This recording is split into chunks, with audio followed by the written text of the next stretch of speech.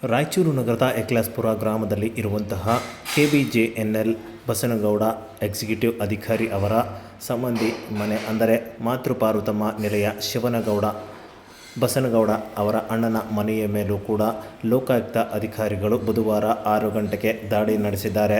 ಈ ವೇಳೆ ಅಧಿಕಾರ ದುರುಪಯೋಗ, ಅಕ್ರಮ ಆಸ್ತಿ ಗಳಿಕೆ ಮತ್ತು ಹಲವು ದೂರುಗಳು ಬಂದ ಹಿನ್ನೆಲೆಯಲ್ಲಿ ಲೋಕ ಅಧಿಕಾರಿಗಳು 6 ಗಂಟೆಗೆ ದಾಳಿ ನಡೆಸುವ ಮೂಲಕ ಮನೆಗಳಲ್ಲಿ ದಾಖಲಾತಿ ಶೋಧ ಕಾರ್ಯ ಮತ್ತು ಆಸ್ತಿ ದಾಖಲೆ ಪತ್ರಗಳನ್ನು ವಿಚಾರಣೆ ಮಾಡಿದ್ದಾರೆ.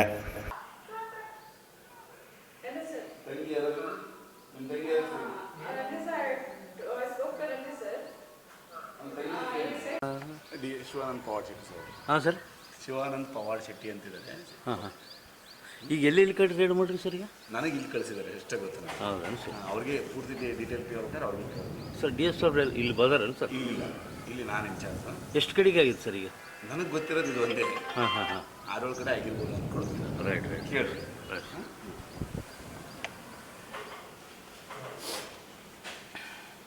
ಯಾರು ಸರ್ ಮೀಡಿಯಾ ಹೊರಗಡೆ ನಿಂತ್ಕೊಳ್ಳಿ. ಓಕೆ.